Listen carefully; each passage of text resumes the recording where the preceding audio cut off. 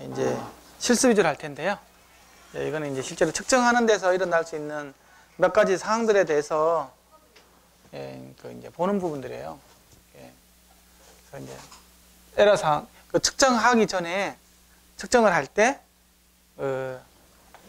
체크해야 될 사항들이 첫 번째는 센서 연결 상태 확인해야 되고요. 그 다음에 이제 파워앰프 있잖아요. 파워앰프가 뭐 리미트가 걸린다든지 이렇게 되면 측정이 제대로 안 되거든요. 이게 이 부분은 어떤 부분이 있냐고 하면 그것도 있습니다. 이게 대출력에서도 되잖아요. 10W, 20W, 뭐 많게는 100W까지 RMS 출력까지 될 수도 있기 때문에 그때 파워가 리미트가 걸려버리면 이게 제대로 된 특성이 사실 나올 리가 만무하죠. 그 부분에 대해서 이제 이 장비는 다 알려줍니다. 지금 이 네 가지가 있는데요. 이 네 가지 부분에 대해서 알려줘요. 지금 이 상태이니까 뭐 어떻게 조치하라고 이렇게 알려주는 거죠. 근데 내가 이론적으로 정확하게 알고 있으면 그게 이제 조치하는 게 아무 문제가 없는데 뭐 이런 거에 대해서 이론적인 배경이 없는 사람이면 계속 골치 아픈 일만 생기는 거지. 근데 어떤 장비들이 어떤 조건에 대해서 많이 알려주는 장비가 사실 좋은 장비가 아닌가 저는 개인적으로 그렇게 생각을 해요. 뭐 제대로 된 데이터를 넣자고 측정을 하는 건데 그냥 아무 쓰레기 데이터가 내한테 준다고 해서 아무 의미가 없잖아요. 그런 부분들에 대한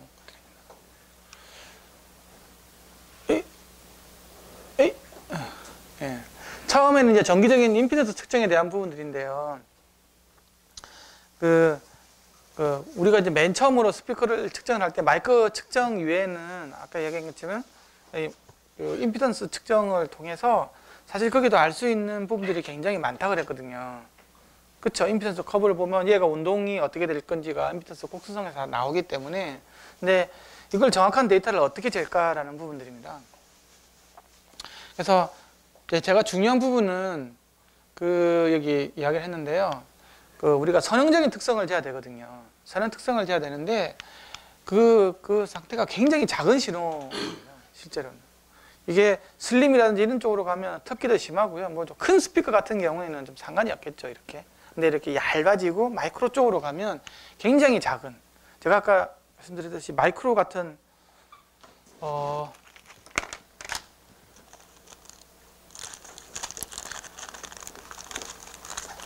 얘가 마이크로 스피커거든요. 이게 1cc 챔버에 들어가 있는 건데 이런 것 같은 경우는 0.02V 정도? 이렇게 그 정도 레벨에서 이제 이게 선형적으로 나와요. 그리고 이런 TV 스피커들 있잖아요. 이런 것들. 뭐 이런 것들 0.1V, 0.2V 정도. 근데 그냥 우리 잴 때 있잖아요. 이거 얼마 되는 줄 아십니까? 일반적으로 잴 때? 소신호 레벨? 0.1W 잽니다. 그리고 뭐 0.64W를 갖다가 전격 출력으로 보거든요. 맥스 1W 정도 이렇게 보고 얘 같은 경우는 1W에서 재요. 그러면 얘가 8ohm이다 그러면 2.8V에서 재버린다는 거죠. 실제로 선형력이 0.1, 뭐 0.2, 0.5 이 정도 선에서 재야 되는 건데 그리고 이거는 맥스가 10W 정도로 보거든요. GB에 들어가는 것들이. 그러니까 이거는 완전히 비선형적인 특성을 가지고 선형 파라미터를 유출해 가지고 시스템을 설계하는 그런 말도 안 되는 지금 설계 작업을 하고 있는 거거든요. 뭐 이어폰 같은 경우에는 허짓도 낮고요. 그리고 이게 특성을 쉽게 볼 수 있는 방법은 대부분 멀티톤 신호를 이렇게 많이 씁니다. 근데 이제 로그음속으로 부분되어 있으면 옥타브 내에서 적어도 한 15개에서 한 20개 이상 정도 조밀하게 있어야 되는 거거든요. 물론 이걸 사용 안 하고 뭐 사인스왑을 이용하는 방식도 있기는 해요. 근데 멀티톤을 이용하면 시간적으로도 적게 걸릴 뿐더러 사실은 뭐 선형적이라고 하면 무슨 톤을 사용하든 무슨 상관이 있겠습니까? 화이트는 어디로 써도 다 마찬가지니까 나와야 되는데 그래서 좀 정확한 데이터를 위해서 멀티톤 신호를 많이 써요. 클리펠 장비는 멀티톤 신호를 써요. 근데 많은 장비들이 스텝트 사인 많이 쓰죠. 그리고 BNK 같은 경우는 스텝트 사인 해가지고 띠리리리리리리 하는 거니까 스텝트 사인을 쓰는 거죠. 신호음을 나중에 이제 뭐 3일차, 4일차 교육되면 신호음을 어떻게 쓰느냐에 따라서 스피커 특성이 완전히 다르게 나옵니다. 굉장히 조심을 하셔야 될 때 이게 어떤 시그널을 어떻게 쏘느냐에 따라서 특성이 다르게 나오죠. 그렇게 하면 안 되죠. 예를 들면 사인 수입 신호도 사인 수입을 위로 해주느냐 아래 해주느냐에 따라서 특성이 다르게 나옵니다. THD 양이. 그거 모르시죠? 그냥 윅 하는 거하고 윅 하는 거하고 있잖아요. 재면이 있잖아요. THD가 좀 다르게 나옵니다. 그 양이. 그러니까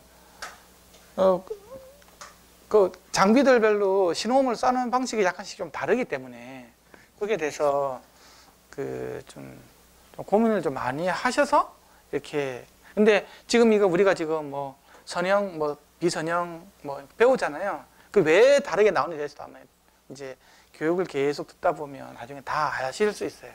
예. 예. 그리고 파워앰프는 굉장히 낮은 왜곡이 이렇게 돼야 되고 옥타브당 적어도, 특히 이거는 정규적 임피던스는 저주파수에서 보는 거잖아요. 저주파수에서 굉장히 많은 레졸루션을 가지기 위해서 이렇게 하는 거죠. 예. 이런 것들 있고요. 이게 이제 뭐냐고 하면 이제 프로그램 가지고 할 거니까 얘가 뭐냐고 하면요. 이게 바로 이제 전압이에요, 전압. 전압은 기본적으로 앰프 특성을 보는 거죠. 스피커 특성을 보는 건 아닙니다. 그래서 여기서 이렇게 플랫하게 나오죠. 예. 근데 지금 문제는 여기 밑에 있는 왜곡 성분들이죠. 예. 근데 이 까만 게 얘가 이제 노이즈 레벨이고요. 여기가 신호음 레벨입니다. 예. 적어도 한 40dB 이상이 돼야 되겠죠. 네. 이게 이렇게 왜곡이 떠 있는 것들은 이게 이제 클리핑 왜곡입니다. 앰프가 신호음을 냈는데 클리핑이 걸려가지고 있잖아요. 다 왜곡을 나타낸다. 그래서 그런 것들 기능을 꺼야 되겠죠. 예. 특히 앰프 같은 경우 임피던스 측정할 때 문제가 될 수 있는 것들은 앰프 중에서 그런 앰프가 있어요. 이게 베이스 롤오프 걸리는 게 있거든요. 20Hz 밑으로 확 잘라버리는 거 있잖아요. 그렇죠? 그런 거 같은 경우에는 그런 앰프를 가지고 이거 측정하면 DCR 측정을 할 때 제대로 안 돼. DCR은 1Hz, 2Hz 가지고 재거든요. 근데 그 20Hz이 확 꺾이니까 이게 제대로 좀 안 나오는 수가 좀 있어요. 그래서 웬만하면 그 베이스 롤오프가 없는, 아니면 굉장히 아래쪽으로 형성이 되어 있는 그런 앰프를 써야 돼요. 예.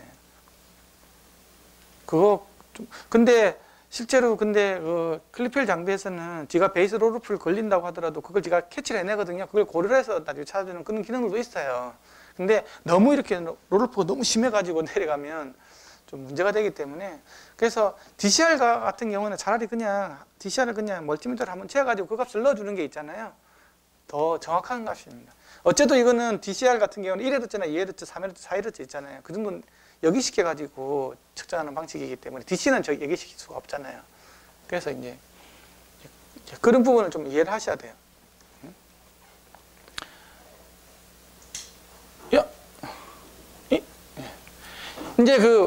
이제 주요한 스피커의 왜곡이 이제 전류 왜곡입니다. 전류 왜곡. 굉장히 전류 왜곡이 크죠. 예. 그리고 여기 보면 아시겠지만 이게 이렇게 가다가 전류가 쑥 내려온 부분이 있죠. 이 부분이 어디나고 하면 바로 스피커의 공kim입니다. 임피던스, 공긴 주파수예요. 공긴 주파수. 예. 왜냐? 저항이 커지니까 전류가 떨어지게 되죠. 예. 그래서 이렇게, 그리고 이 왜곡이 없도록 이렇게 해야 되는 거고요. 여기 한다고 해도 얘하고 얘 사이가 적어도 한 20-30dB 이상 차이가 나게끔 있잖아요. 예, 이렇게 해야 됩니다. 그리고 측정 같은 거 하실 때 보면 그 계측기기들 보면 이게 그라운드 처리가 제대로 안 돼가지고 막 계측기기상에서 뭐 60Hz, 120Hz 채배된 막 이게 노이즈 뜨는데 그걸 막 모르고 막 측정하시는 분들 많아요. 근데 여기서는 이게 노이즈 레벨 이렇게 뜨죠? 까만 거 있잖아요. 여기서 이렇게 60Hz라든지 이런 데서 뜨는 걸 봐가지고 그게 만약에 떴을 때는 반드시 그라운드 처리를 해서 다 없애줘야 됩니다. 샤시 접지도 시켜주고 계측기기하고 이런 것 사이. 일단은 전원을 하나로 써가지고요. 다 같이 쓰고 그 전원 단위 저쪽에 또 접지가 돼 있어야 돼요. 그런 것들 제대로 처리 안 하면 이게 여기 꼭 이렇게 떠가지고 있잖아요. 이게 나빠지는데, 제가 그 업체들 가서 측정할 때 한번 거 보면 있잖아요. 그 대부분 그라운드 문제가 굉장히 심합니다. 전원 노이즈가 많이 들어와요. 무작대기로 그냥 연결해가지고 멀티 탭에다 이것도 꽂고 막 이렇게 해가지고 측정하는 경우가 되게 많거든요. 너무 그 장비를 맹신하는 경우, 제대로 갖춰줘야 제대로 특성이 나오거든요. 다음은 이제 변이입니다. 이게 레이저로 잰 거죠. 알겠지만 여기서 플랫하게 갔다가 이제 11이 옥탑으로 쭉 이렇게 떨어지는 형태 이렇게 가는 거죠. 예. 여기 이제 이게 왜곡 성분진들이거든요. 변이 왜곡. 예. 이게 이제 너무 많이 생길 때 같은 경우는 아까 반사가 잘 안 돼서 있잖아요. 근데 이것도 이 사이가 저보다 20dB 이상이 차이가 나면 문제가 없는데 너무 작게 놨더니 왜곡으로 나오기 때문에 예. 이거는 이제 그 공린점 부근에서 많이 생기잖아요. 이거는 이 얘가 갖고 있는. 그러니까 변이상에서 왜곡도 똑같이 음압에서 왜곡으로 나타나겠죠. 그렇죠? 예. 그 음압 왜곡이나 변이 왜곡이나 똑같습니다. 현상은. 예. 그래서 그 레이저 장비로 가지고 내가 무향실이 제대로 없잖아요. 그렇죠? 그 없는 상태에서 음압 특성을 재고 싶으면 그걸로 재지 말고 마이크로폰을 재지 말고요. 레이저로 재가지고 변이 있잖아요. 변이를 재가지고 뭐 THD, SPL 다 구할 수 있습니다. 근데 아까 한 점 있잖아요. 한 점에 대해서 다 구할 수 있어요. 네. 그 무향실 그 갖추기가 쉽지가 않잖아요. 실제로 실제 상황에서. 네. 측정의 정확도에 대한 부분인데 레이저로 재면 대부분들이 뭐 이게 그 1% 이내에 오차율 해가지고 거의 정확하게 나옵니다. 단 뭐만 빼고 이 크립 팩터 이거만 빼고 이거는 시간적으로 변하기 때문에 이건 한 5% 정도 오차가 생기지만 시변하지 않는 다른 부분은 거의 이렇게. 그러니까 우리가 스티프니스라는 거 있잖아요. 이게 특히 스피커에서 제일 취약한 부분들이 서라운드하고 스파이더 부분이거든요. 예. 이거는 사실 정확하게 잴 수 있는 방법은 없습니다. 그래 놓으니까 뭐 100시간 테스트도 있고 막 그러잖아요. 내구 신뢰성 이외에 우리가 에이징이라는 말도 하고 그 에이징이라는 것도 결국 뭐 진동체 질량이 바뀌겠습니까? 그런 거 아니거든요. 전부 다가 스파이더가 서라운드 있잖아요. 얘가 시간에 따라서 온도에 따라서 습도에 따라서 우리가 어떤 음악을 듣느냐에 따라서 이게 이제 에이징이라는 게 우리말로 하면 노화 과정이잖아요. 그렇죠? 늙어가는 과정이 다 바뀐다라는 거지. 똑같이 태어나더라도 뭐 이런 사람이 있고 나중에 보면 다 다른 모양으로 사람들이 생기잖아요. 그렇잖아요. 그 과정에 따라서 다 다르게 나온다는 거예요. 제일 취약한 부분들이고 스티프니스가 뭐 아까 K라고 나타났는데 그게 상수로 절대 나타나지 않습니다. 이제 내가 TS 파라미터를 측정했는데요. 이걸 이렇게 작은 레벨을 측정했을 때 하고 큰 레벨을 측정했을 때입니다. 그렇게 엄청나게 많이 큰 것도 아니에요. 0.17mm가 뭐 예를 들면 8.5mm 좀 크긴 크다 이거. 어쨌든 좀 보여주기 위해서 하는 거니까. F0 값이 있잖아요. 70Hz에서 57Hz로 바뀌어요. 그리고 경도가 2.3에서 1.5로 바뀌어요. 근데 이걸 가지고 뭐 야 57Hz F0라고 그러는데 또 어떤 사람은 이거 70Hz야 막 이거 50Hz하고 57하고 70은 13Hz 차이 나는 거죠. 엄청나게 큰 차이잖아요. 그렇죠? 네. 근데 이렇게 차이가 난다는 거예요. 근데 놀라운 거는 이게 커지면 신호가 커지면 F0은 떨어지죠. 왜? 스티프니스가 줄어들기 때문에 그래요. 줄어들잖아요. 스티프니스가. 딱딱한 게 더 물렁해진다는 얘기잖아요. 그러니까 점이 더 그 F0보다 떨어지는 거예요. 경도가 떨어지. 아까 F0는 루트 n분의 K라 그랬잖아요. K가 줄어드니까 이게 F0가 저주파수가.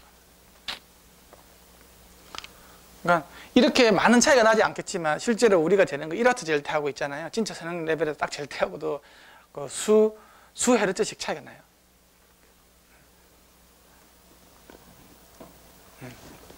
다음은 에러에 대한 부분인데 이제 아까 이야기했잖아요. 이거는 잡음이 유발된 겁니다. 왜냐 그러면 첫 번째, 두 번째 된 게 다 다르게 나오잖아요. 이 보면 이게 뭐 지금 PDF 파일 보면 더 자세히 나올 거니까 이거는 이게 신호램 레벨이 너무 적은 거예요. 여러 번 쟀는데 다 다른 식으로 나온다. 잡음에 이렇게 이게 유입이 돼가지고 이거는 잴 때마다 똑같이 나오는 거 이렇게 두 번 포크포크 피죠. 예, 이렇게. 지금 이게 문제예요. 이게 크게 재면 이렇게 됩니다. 그러면 이걸 아주 따라가야 되는데 어떤 회사는 이렇게 가는 어떤 회사는 이렇게 좀 다 다른 거죠. 피팅을 할 때. 이거는 레벨을 줄여줘야 됩니다. 이거는 레벨을 키워줘야 되고 레벨이 너무 작아서 나오는 문제고 이건 레벨이 너무 커서 나오는 문제. 이렇게 나와야 됩니다. 이렇게 나올 때 레벨이 굉장히 작다. 이렇게 재버리면 이렇게 나오고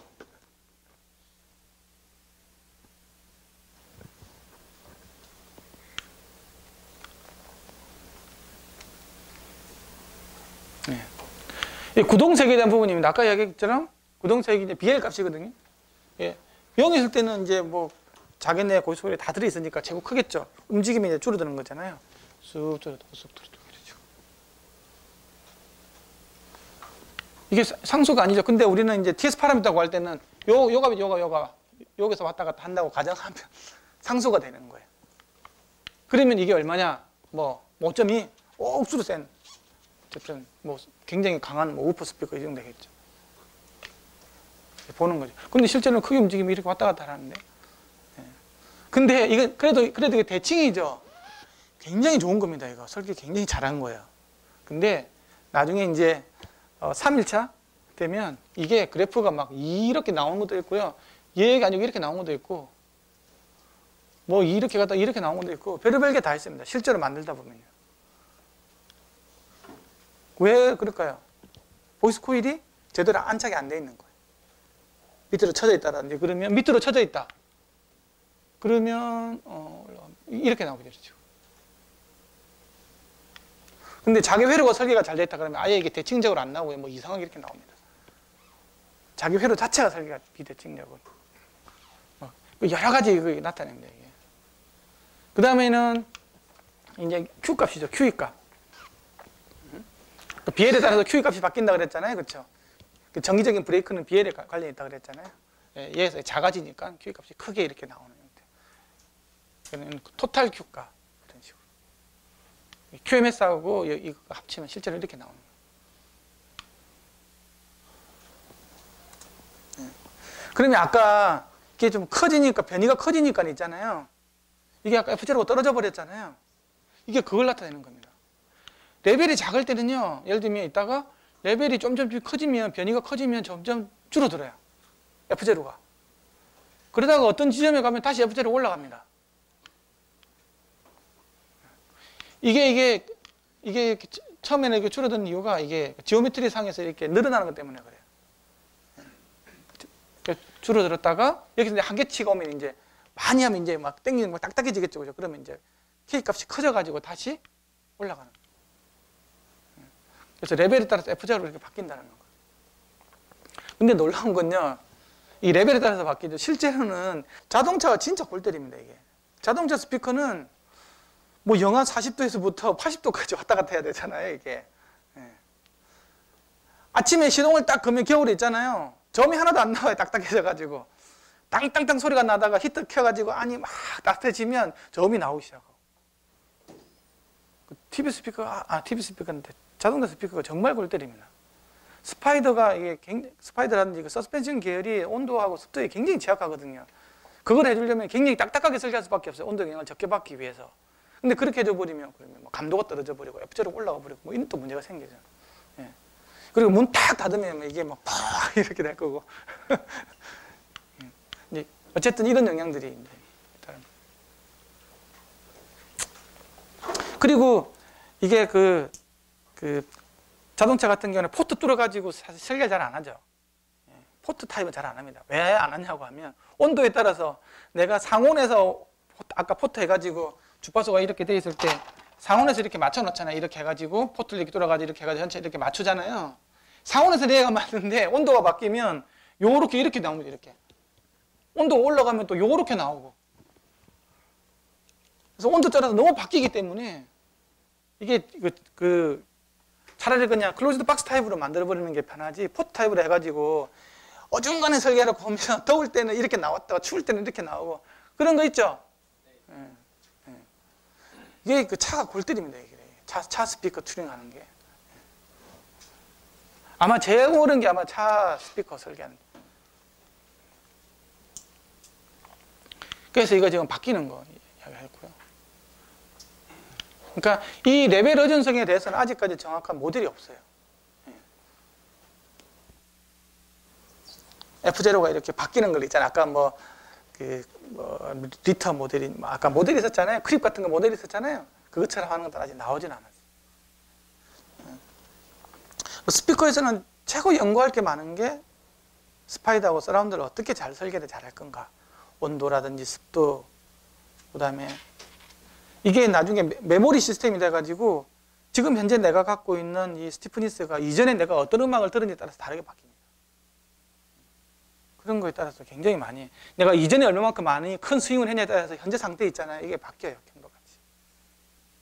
그래서 참 이게 그 정의하기 어려운 이게 이제 그걸 보여주는 건데 이거는 이제 선형 파라미터로 잰 거예요. 얘는 이제 비선형 파라미터로 잰 거고 비선형 파라미터는 어떻게 되냐? 그거는 다음 시간에 할 거예요. 어쨌든 지금 선형 파라미터를 해가지고 아까 그 경도를 찾을 수 있었잖아요. 이것도 이제 변이가 이렇게 작잖아요. 0.05에서 0.1mm로 0.5mm로 3.5mm로 가면 F0로 계속 K 값이 계속 떨어지죠. 그 얘기고 얘는 뭐냐고 하면 이제 그 넌리니어 파라미터를 해서 재는 거예요. 변이가 크면 아래로 떨어지는 거죠. 변이가 이거는 그 마이너스 10mm부터 플러스 10mm까지 움직이는 거예요. 1cm 이렇게 움직이면 경도가 쑥 떨어져 있는 건데 이거는 5mm 플러스 마이너스 5mm씩 움직이면 또 이렇게 똑같은 건데도 이렇게 나옵니다. 어떻게 움직여 주냐에 따라서.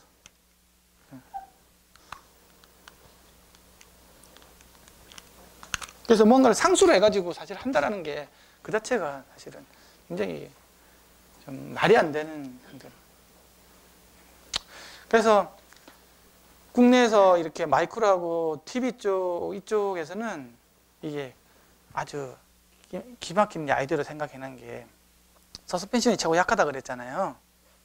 그래서 이제 그걸 갖다가 왜냐 그러면 그 약할 수밖에 없는 게 기존 것보다는 기존은 그래도 댐퍼도 있고 이게 서라운드도 있고 이중구도였잖아요. 그래서 이중구로 잡아주는 거 있잖아요. 이렇게 그렇죠? 근데 이게 얇아져 버리면 제일 중요한 댐퍼가 없어지고 엣지만 남아 있는 거. 이어폰이 그렇잖아요. 엣지만 남아 있는 거잖아요. 서스펜션 교재 하나밖에 없다고. 그러다 보니까 이제 여러 가지 문제가 생기고 안 그래도 취약한데 얇게 만들다 보니까 그래서 이제 된 게 그 구리판을 해가지고 있잖아요. 전기를 넣어주는 거죠. 이게 이제 그런 거예요. 원래는 얘 하나만 가지고 해야 되잖아요. 이게 엣지지, 그쵸? 해야 되는데 이게 구리판이 있잖아요. 이게 이중 서스펜션으로 쓰는 거예요. 아주 놀라운 아이디어예요. 이건. 그렇게 해가지고 그것뿐만 아니고 여기다가 전기도 넣어줘요. 플러스 마이너스 전기. 이렇게. 그러면 사실 그 스피커에서 제일 취약한 부분이 전기 들어가는 그 금사선 부분이잖아요. 그렇죠? 이게 계속 운동해야 되니까 아까 이게 이렇게 떨어지고 막 터치 생기고 막 그러는데 그거하고 서스펜션의 문제를 다 해결해 버리는 거예요. 그게 TV에서 이제 우리나라가 그래도 아직까지는 TV 스피커 쪽에 잘 나가는 이유가 하나가 있는 거고 나머지 이제 마이크로 스피커 같은 경우는 FP11을 이용을 해가지고 있잖아요. 거기다가 전기를 집어넣어요. 마이크로 업체, 그쵸? 어디입니까? 마이크로 잘하는 업체가. 그쵸? 그게 뭐 국내 다 특허들이거든요.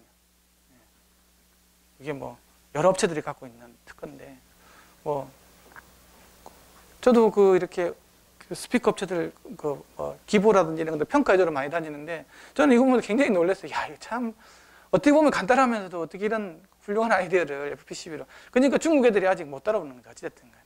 근데 이거는 금방 다 몇 년 내로 다 뒤처지게 돼 있습니다. 지금에도 그래도 되게 잘 만들거든요. 이거 언제 이거 가지고 해먹을 수 있겠습니까? 이거 가지고 안 되는 거지. 근데 현재까지는 그래도 어쨌든 삼성이 이거 써가지고 결국 얇은 TV 만든 거 아닙니까? 그래서 뭐 보르도부터 해가지고 쫙 뭐 돈 벌게 된 게 이거고.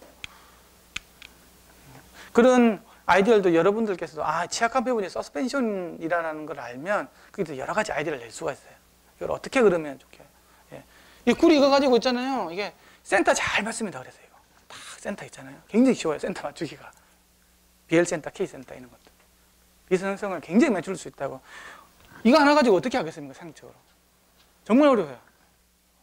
FP12도 아이디어 굉장히 잘 낸 거고. 누구 아이디어인지 잘 모르지만 여러 회사들이 특허를 갖고 있어서 누구 아이디어는 모르겠지만 여러분들께서 이제 이거 강의를 다 듣고 나면 새로운 아이디어를 내가지고 미래 먹거리를 만드시면 돼요. 그래서 이제 선형 집중면에서 쭉 이야기 나왔습니다. 직류저항 이건 나왔고요. 예? 직류저항. DCR이라고도 이야기하죠. 이거는 아까 얘기했지만 온도의 변수라고 그랬어요. 그렇죠? 예, 온도의 변수. 그 다음에 인덕턴스. 그 다음에 진동질량. 이제 공기 부하가 포함된 거죠. 이걸 뺄 수도 있다 그랬죠. 진공상에서 되면 구동세기. 기계적인 저항인데 이것도 두 종류가 있다 그랬어요. 기계적인 저항하고 공기에서 생기는 거. 그 다음에 스티프니스 여기 있었고, 그 다음에 이게 이제 크립이라는 이야기 있었고, 유효 방사 면적. 여기서 유도된 변수가 이제 약간 다양한 Q 값들, 등가 최적들. 등가 최적이라는 말은 아까 얘기했지만 경도가 두 가지가 있다고 그랬잖아요. 그 기계적인 스파이더가 서라운드된 경도가 있고, 뒤에 있는 공기가 경도된다고 그랬잖아요. 그 경도를 이제 공기 최적으로 이렇게 등가적으로 만들어주는 값이에요. 예를 들면 얼마의 경도를 만들기 위해서는 뒤에 공기가 얼마만큼 필요한가 이런 거 있잖아요. 그 양이고, 그 다음에는 통과 대역에 대한 감도들 이런 것들이 있는데, 특히 이런 것들이 다 시간에서 계속 바뀌는 부분들이에요. 굉장히 중요한 부분들이. 뭐 이게 중요하다 중요하지 않다라는 것들은 내가 어떤 적용하느냐에 따라서 다릅니다. 예를 들면 우퍼 스피커다 그러면 있잖아요. 그 X 그 변이에 대해서 생기는 디스토션들이 굉장히 중요한 거거든요. 근데 트위터로 가면 그게 안 중요하죠. 변이 자체가 적으니까. 그러면 이제 그거 인덕턴스 관련된 문제가 굉장히 중요해져요. 인덕턴스, 전류연 인덕턴스 에러들, 아니면 변이연 인덕턴스 에러들, 그건 되게 굉장히 중요해진다. 그러니까 적용이 다릅니다. 마이크로일도 또 다르고, 압축 드라이브도 또 다르고. 이건 일반적인 얘기를 이야기하는 거죠. 저주파수 한계에 대해서 보면, 이거는 이제 F제를 얼마만큼 낮출 거냐 하는 것들인데, 뭐, F제를 낮추려면 아까처럼 뭐 질량을 크게 해주면 되겠죠. 스피니스를 굉장히 낮게 해준다든지. 그런 식으로 하면 이게 쭉 늘어나겠죠.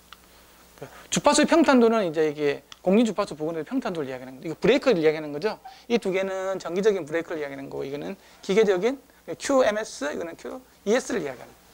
그렇죠?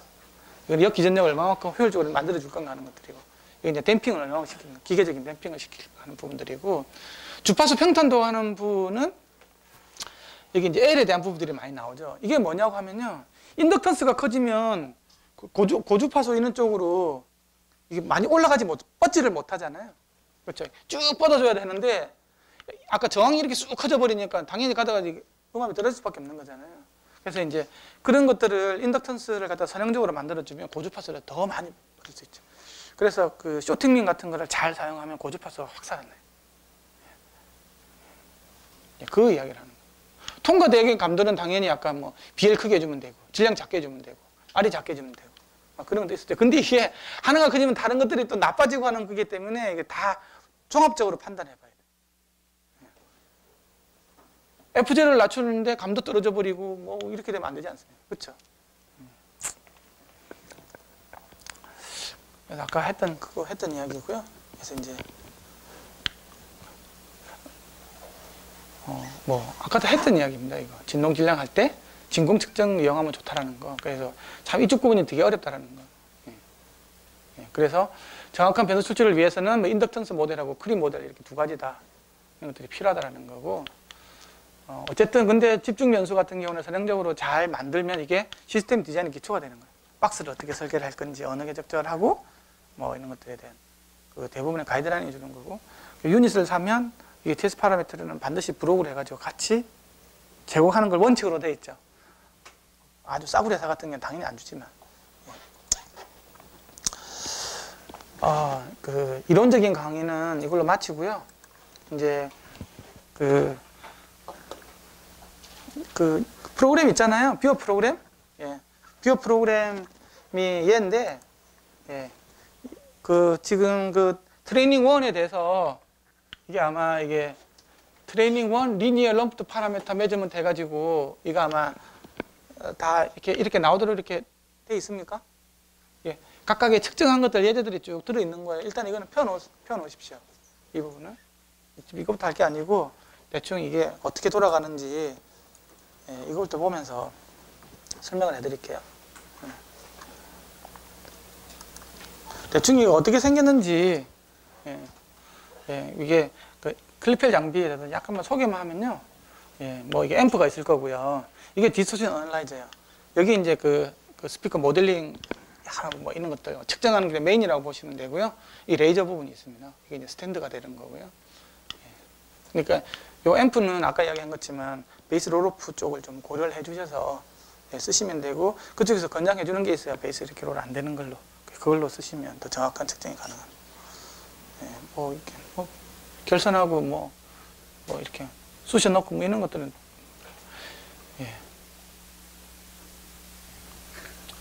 자꾸 쑤셨네. 예.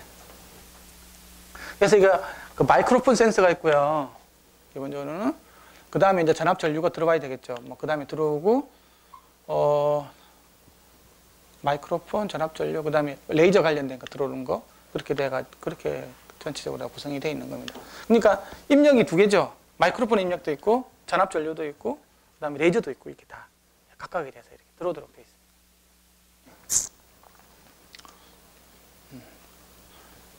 그래서 여기다가 이제 스피커 넣고 이렇게 설치하라 뭐. 이게 항상 할 때요, 이게 그 측정을 하실 때 실수할 수 있는 게 이걸 눕혀놓고 측정하시는 분이 있어요. 위에서 이렇게 보게끔. 그렇게 해도 될 때도 있어요. 근데 기본적으로 그러면 중력이 미치잖아요, 중력 힘이. 그렇죠? 그래서 이게 보이스 코일이 원래는 센터에 있던 게 더 밑으로 쳐질 수도 있겠죠. 특히 우퍼 같은 경우에는. 그래서 이렇게 세로로 수직으로 세워서 이렇게 측정을 기본적으로 하는 게 기본적인데, 근데 반드시 이렇게 할 필요는 없고, 실제로 근데 듣는 게 옆으로, 예를 들면 핸드폰 같은 경우에는 눕혀놓아서 듣는 게 기본이잖아요. 예를 들면 그쵸, 위에 땅을 쳐다보고 하는. 그것 때문에 그 기본 조건에서 하는 것들도 방법이에요.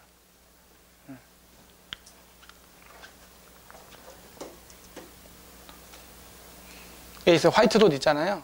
이거 그냥 화이트 있잖아요. 화이트 콕 찍으면 됩니다.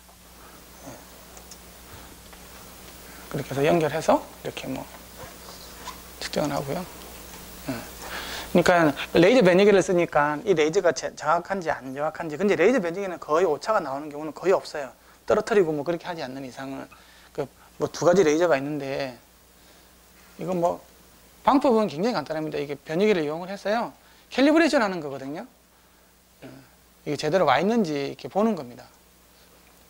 대략적으로는 여기에 칸 있잖아요. 이게 칸 있는 것들을 주거든요. 칸을 딱 정해가지고 여기는 몇 미리인데 딱 정해져 있는 거 쓸 거잖아요. 레이저를 적어보니까 그 몇 미리가 딱 같이 나오는지 확인하는 거거든요. 정해진 텀의 간격이 예를 들면 1mm다 그러면 여기서 1mm가 차이 나니까 나오는 게 맞는 거잖아요. 그래서 그게 확인하는 과정이에요. 뭐 별로 중요한 건 아니고.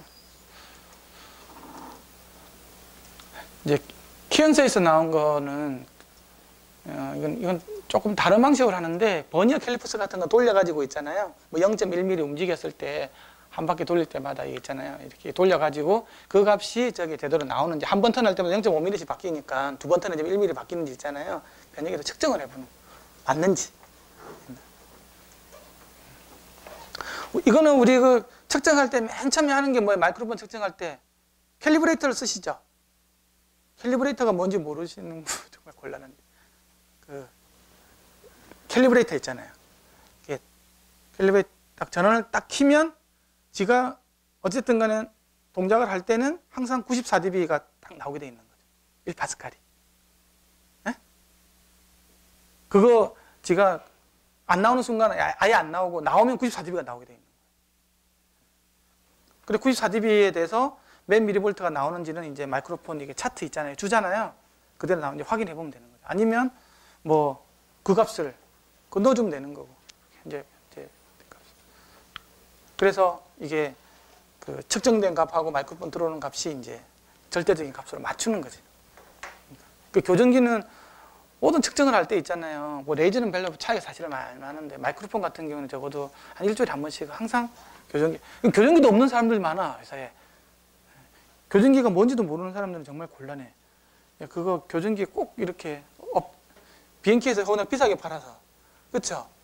교전기 한 300만 원 넘게 하죠. 예? 예. 쓸데없이 비싸게 파니까.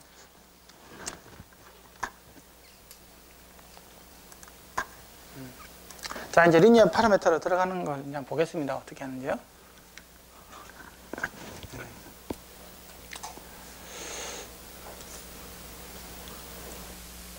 이게 템플릿이 이렇게 다 돼 있거든요. 편리하게. 이렇게 다 템플릿이 있어서 내가 뭐 잴 건지 있잖아요. LSI 잴래, 뭐 LPM 잴래 다 돼 있습니다. 그냥 불러와가지고 있잖아요. 열어만 주면 측정이 다 돼요. 굉장히 쉬워. 요즘에 다 그렇잖아요. 템플릿 불러와가지고 내 이거 하려고 내가지고 쓰면 됩니다. 지금 내가 하는 건 LPM이기 때문에 뭐 LPM 이렇게 해서 이렇게 쓰는 겁니다. 그래서 템플릿을 제가 한다는 얘기고요. 그러니까 여기서 이제 그 요 버튼, 요 버튼에 보면 이제 여러 가지 설정을 할 수 있게 돼 있어요. 신호음을 어떻게 쓸 건지 있잖아요. 이런 것들 설정이 다 돼가지고 이제 그 인풋이 예? 이게 레이저가 연결되어 있냐, 마이크로폰 연결되어 있는 것들 설정해주면 이거 다 꺼버리면 레이저 둘 다 안 들어오겠죠. 그러면 정기적인 시그널만 들어올 거고 이렇게 레이저하고 마이크로폰 들어온 것들을 설정해주게 이렇게 되는 겁니다. 그리고 출력단이 두 가지가 있는데요. 이거 왜 두 가지가 있냐고 하면 그 이어폰이라든지 마이크로 스피커 같은 경우에는 굉장히 그 하이 센시티비티가 필요하거든요. 예. 근데 이제 LPM을 잴 때는 굉장히 하이 센시티비티 로 해서 재고 나중에 이제 대출력 시그널 재는 거 있잖아요. 그 같은 경우는 이제 큰 출력이 요구되니까 이제 이게 스피커 1 채널에서는 대출력 시그널 내주고 스피커 2 채널에서는 이렇게 뭐 그런 식으로 해서 두 가지 용도로 이렇게 동시에 측정할 수 있도록 이렇게 돼 있어요. 그다음에 여기 보면 아까 유효 방사 면적 있잖아요. 예, 이게 넣게 돼 있죠. 이걸 넣어야 정확한 값이. 이거는 이제 아까 얘기했지만 스캐너를 통해서 나온 값이잖아요. 거기서 불러드리면 돼요. 예, 거기 불러와가지고 집어넣어주면 되겠죠. 임포팅 시켜도 되고 종이로 적었다가 이게 넣어주면 제가 다 구해주고. 그리고 여기 보면 머티리얼들이 이게 알루미늄인지 코일 재료 있잖아요. 코일 재료를 넣을 수 있습니다. 이게 굴인지. 예. 뭐 CC에 있는 건 없고요. 예. 이제 왜냐 그러면 이거에 따라서 보이스 코일이 온도가 올라가서 저항 가지고 온도를 측정한다 그랬잖아요. 근데 이거에 따라서 다르게 올라가거든요. 알루미늄이 올라가는 거하고 구리가 열 받았을 때 저항이 따른 정도가 다르잖아요. 그래서 그거 체크하려고 하는 거예요. 사각 코일 같은 경우도 그런 건 없어요. 중요한 거는 이제 온도, 그러니까 저항값이 바뀌는 게 온도에 의해서 저항값이 바뀌는 거래 거의 선형적으로 바뀌거든요. 그거는 형상하고는 별로 상관이 없습니다. 온도 센싱하기 위한 거예요. 예. 그 다음에 이제 임피던스 넣어주고, 뭐 파워 넣어주고 있는 것들. 제일 중요한 건 사실 이거죠, 이거. 면적을 정확하게 넣어줘야 아까처럼 감도라든지 이런 것들이 정확하게 나오기 때문에. 뭐지?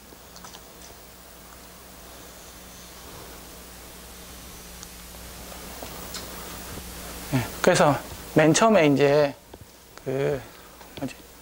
노이즈 플로우를 먼저 측정합니다. 얘는 노이즈 플로우를 먼저 측정을 하고 그 이후에 이제 그러니까 이 까만 거 있잖아요.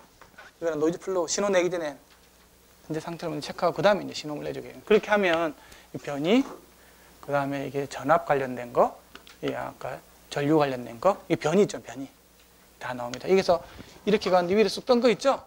이게 크립이에요, 크립. 임피던스 커브 나오고 있고요. 이제 각각의 이제 우리가 유출된 파라미터들이 쭉 나옵니다. 정기적인 파라미터, 기계적인 파라미터, 음영 파라미터 순으로 해가지고 쭉 나옵니다. 되게 신기하죠? 한 번만 이렇게 해가지고 쭉 재기만 했는데도 이 아까 그 파라미터들이 옛날에 이 파라미터를 구하려면 뭐 저항을 뭐 여기다가 뭐 질량을 하나 더 붙여가지고 뭐 별짓을 다 해야 될 거잖아요, 그렇죠? 박스 추가를 한다든지. 근데 그게 큰 스피커일 때는 뭐 부가 질량을 해가지고 이거 기계적인 파라미터를 구하는 게 되지만 지금 이어폰에다가 부가 질량을 어떻게 붙일 겁니까? 거기는? 그렇죠? 아예 붙이지를 못해요, 지금은. 마이크로 스피커에다가 뭐 해가지고 거기 붙이면 그게 제대로 운동이 됩니까? 이게 안 되거든요. 이게 스피커가 이렇게 마이크로 계열로 가고 작아지고 얇아지는 걸로 하면 뭐가 붙여가지고 강체 진동을 시키는 자체가 어려워져요. 그때 레이드밖에 없습니다. 방법이 없어요. 특히 이어폰이나 이런 쪽으로 가보면.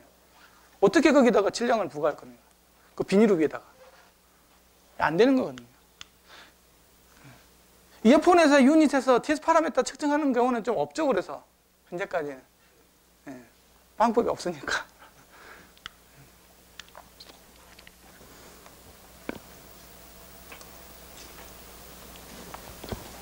그래서 이게 테이블 시그널 캐릭터리스틱 윈도우라고 그래가지고요. 여기는 이제 맨 처음에 있잖아요.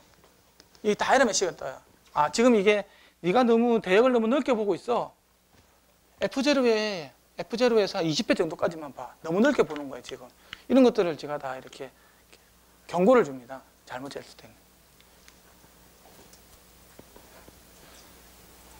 그래서 이게 레코멘데이션을 주는 거죠. 이것들이 있고요. 이제 그 밑에 보면 이제 그게 나옵니다. 이제 SNR 있잖아요. SNR 여기는 34dB 이상이 확보가 됐다. 뭐 이런 것들도 확보됐어요. 그러니까 충분히 맞는 데이터가 나오는지 있잖아요. SNR을 다 보여줘요. 그리고 나중에 피팅한 거 있잖아요. 그 그래프 피팅이 있잖아요. 이거 2% 이내로 3% 이내로 에러가 이렇게 줄어들어야 정확한 게 거잖아요. 우리 눈으로 보면 잘 모르잖아요. 실제로 몇 % 이내 오차율이 생기는지 측정한 거하고 얘가 이제 유추해낸 거하고 그런 것들도 에러율도 다 맞아요. 그래서 한 4% 이내 떨어지면 이게 정확하게 맞다는 거예요. 그래서 SNR도 다 보여주고요. 이런 것들 다 보여줍니다. 여기서 창에서.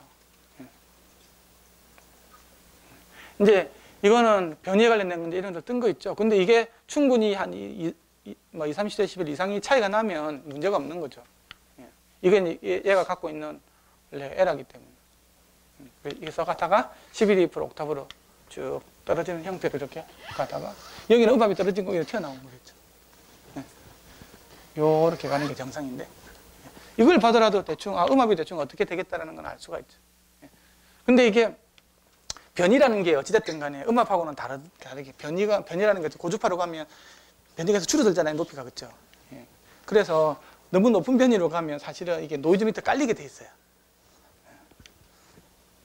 그래서 이걸 정확하게 재기 위해서 나중에 이제 그 스캔 같은 거 할 때 같은 게 20km까지 봐야 되잖아요. 스캐너 같은 경우에는 그걸 하기 위해서는 이제 그 시그널 자체를 쉐이핑을 시켜줍니다. 고주파로 갈수록 좀 더 세게 나오게끔. 그런 기법이 있어요. 그건 나중에 이제 이틀차 교육 때 말씀드리겠습니다.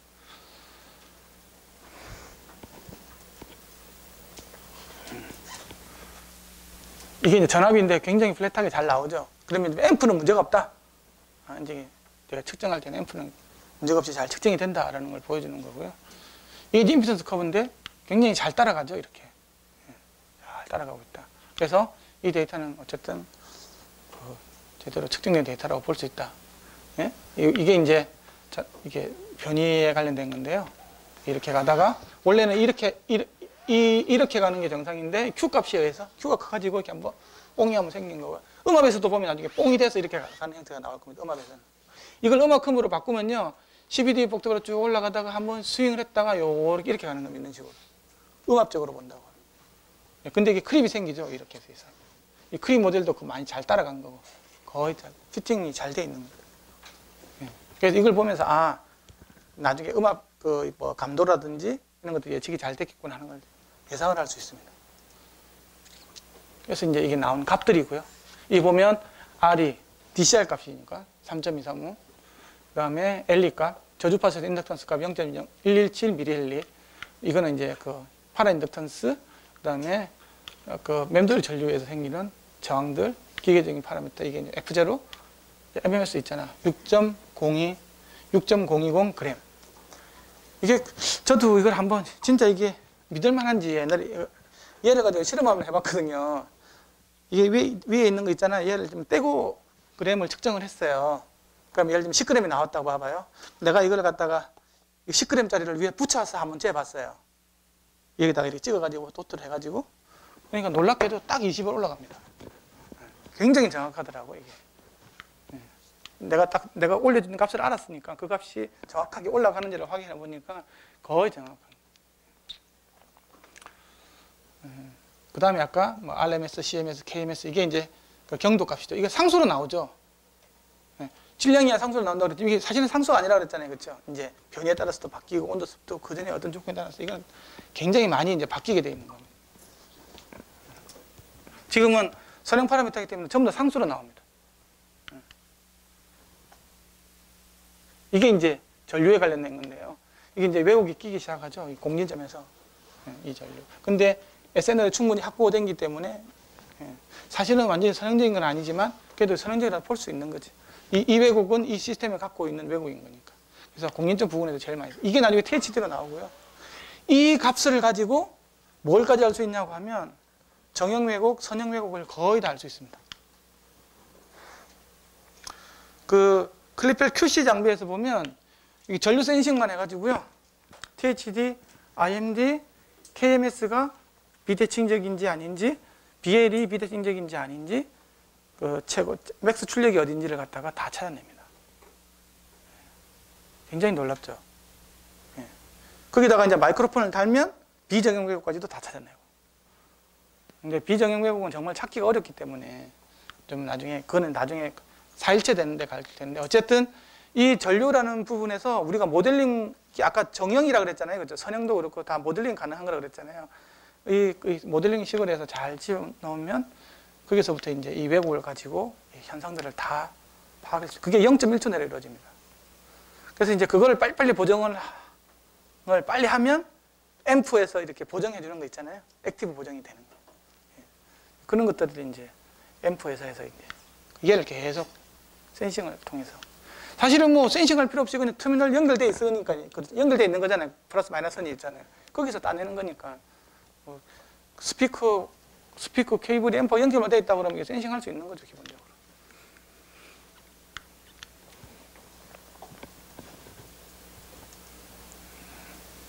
그 다음에 이게 그겁니다. 이게 임피던스 커브가 2.35% 정도 에러가 나죠. 이거는 굉장히 잘 임피던스 커브 이제 쫓아간 거 있잖아요. 그게 잘 맞았다는 얘기고, 이거는 이제 변이 커브 있잖아요. 변이 커브 아까 뭐 크립 모델 같은 거 있었잖아요. 그게 굉장히 잘 따라갔다는 겁니다. 그래서 이 정도 되면 아주 훌륭하게 거의 퍼펙트하게 따라갔다는 얘기입니다.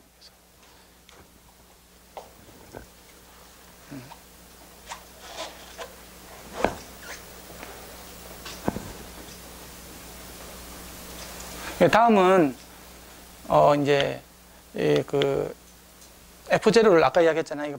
분할 진동까지는 볼 필요가 없기 때문에 F0 20배 정도까지만 이렇게 더 이렇게 고주파를 볼 필요가 없기 때문에 이렇게 하면 결과값이 좀 더 좋아져요. 아까보다. 아까는 좀 넓게 밝은 거거든요. 그렇게 하면 된다는 거. 부가질량법인데요.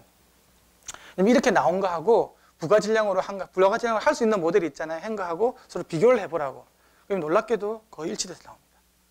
이렇게 레이저로 잰 거나 부가질량으로 한 거나. 부가질량은 2번 해야 되겠죠. 근데 나는 부가질량 한 번 더 재고 싶어. 소비자들이 요구해. 그럼 부가질량을 한 번 더 재면 됩니다. 거기에 대한 것들이 나와 있어요. 부가질량에 대한 이렇게 템플릿이 있고요. 처음에는 붙이기 전이 있잖아요. 붙이기 전에 대해서 값들 다 넣어가지고 SD 값 넣고, 이게 임피던스를 재기 때문에 레이저하고 다 필요가 없겠죠. 다 꺼버립니다. 그래서 부가질량법을 사용을 하겠다. 이렇게 해서 이제 첫 번째 이제 프리의 상태를 한번 잽니다. 한번 재고, 그러면 한번 쟀겠죠. 그 다음에는 이제 여기 부가질량을 이제 여기 최대한으로 이렇게 더스트 캡 위치 있잖아요. 이게 잘못 붙이면, 대칭적으로 안 붙이면 이것 때문에 이렇게 질량 분포가 비대칭적이 돼가지고 잘못되기 때문에 옛날에는 여기다가 동전을 붙이는 경우도 있었어요. 그쵸? 근데 이게 동전 붙이기 어려운 게 이게 더스트 캡이 둥근데 거기다가 딱 밀착되게 붙이기가 어렵거든요. 그래서 지금은 동전보다는 크레 있잖아요. 크레 찰흙을 가지고 하는데 잘 붙기 때문에, 접착력이 좋기 때문에. 근데 골고루 붙이는 게 중요해요. 질량이 이렇게 이상하게 똑같이 붙어야 되니까 이렇게 해가지고 한 번 더 측정하라는 거죠. 근데 이 질량은 우리가 처음에 쟀을 때 그 무게 있잖아요. 진동체의 질량하고 거의 유사하게 100%에서 50% 정도. 이게 너무 작게 붙이면 임피던스 커버가 2개가 거의 붙어서 나오겠죠. 그렇죠? 충분히 간격을 띄우라는 얘기예요. 그래야 찾기가 쉬우니까. 그래서 이게 보통은 진동 질량이 한 100% 정도를 사용하면 됩니다. 그래서 2차 측정을 하게 되겠죠. 그러면 이 2개 그래프가 이렇게 2개가, 이 2개 가지고 제가 연산을 하면 아까처럼 전기적 파라미터, 기계적 파라미터가 쫙 해서 내는 거죠. 그 회사에서 내가 이거 TS 파라미터 재본 사람 한 손으로 보십시오. 업무적으로. 많이 쟀네. 어떻게 재요? 부가질량을 해서 재셨죠? 어떻게 됩니까? 그냥 재지. 어떻게 그냥 되는?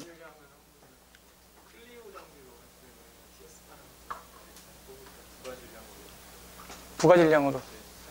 내가 기계적인 파라미터까지 안 뽑는다고 하면 임피던스 하나만 하면 다 돼요. 정기적인 TS 파라미터도 어디까지 보느냐라는 거거든요.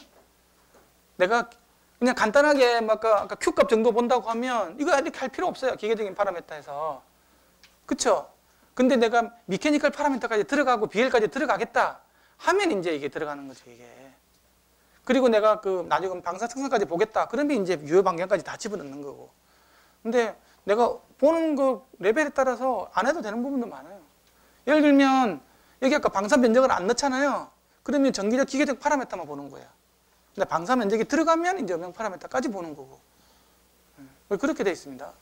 그러니까 TS 파라미터라 그래가지고 무조건 풀셋이 이렇게 다 나와야 TS가 아니고 요만한 TS, 요만한 TS, 요만한 TS 다 있다라는 거지. 내가 좀 물어본 게 좀 의문일 수도 있는데 나는 다 이거 다 해봤냐는 거지. 다 전기, 기계, 음향 파라미터까지.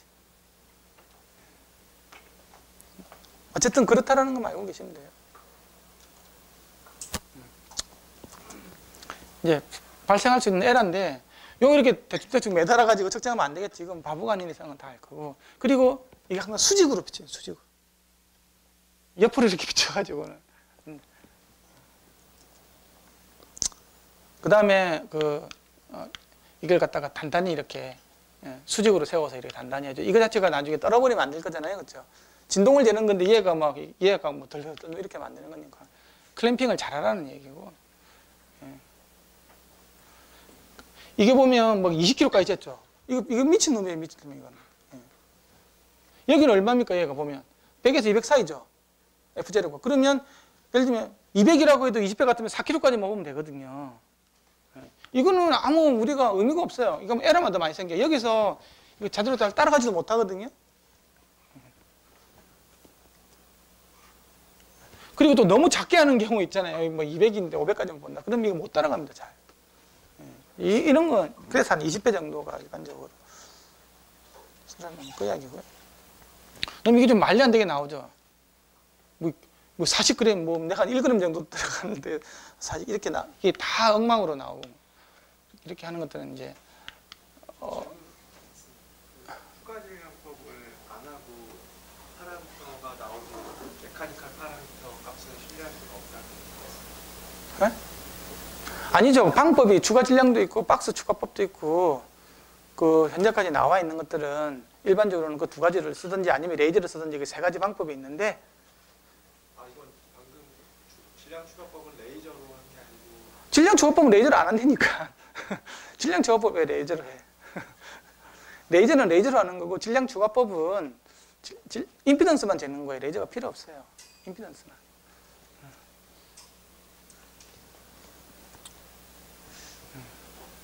그 다음에 이게 그 변이가 이상하게 이렇게 나오는 것들은 이게 굉장히 에러가 크게 나오죠. 이거는 도트가 제대로 안 돼가지고 제대로 볼 수가 없는 거예요. 이거 레이저 장비는 이거 보니까 굉장히 이게 사람으로 치면 근시예요, 근시. 가까이 있는 것밖에 못 봐. 그래서 사실 그 레이저 종류 있잖아요. 레이저 종류를 택할 때 내가 마이크로라든지 뭐 이렇게 굉장히 변이가 작은 거 있잖아요. 그런 거 보는 레이저용이 있고 우프처럼 크게 많이 움직이는 거 있잖아요. 그건 레이저가 달라요. 레이저 헤더가. 좀 이렇게 넓은 번호로 보면 레졸루션이 떨어지겠죠. 근데 조그맣게 움직이면 레졸루션이 굉장히 좋아. 30kg, 40kg까지 볼 수 있는 그런 거 있잖아요. 근데 그런 거를 갖다가 우프에다 보면 이게 배우 에러로 나타나요. 큰 변이에 대해서는 못 보는 거예요. 근시가 되놓으니까. 그거 선택을 좀 잘 하셔야 돼요. 아무 레이저나 해가지고 막 쓰는 거 되는 게 아니라고.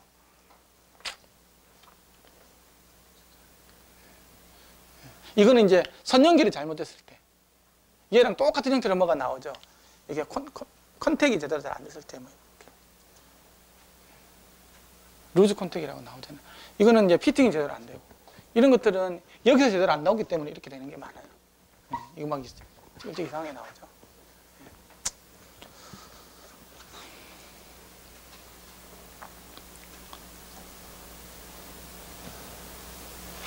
커런트 매저먼트에서 뒷소리 너무 많이 나오잖아요. 이건 어떻게 해야 될까요? 레벨을 줄여야 되겠죠. 그렇죠? 비선형적으로 놀고 있기 때문에 너무 크죠. 그래서 이까지 세대 간격이 얼마 안 되잖아요. 줄여야 되는 거지.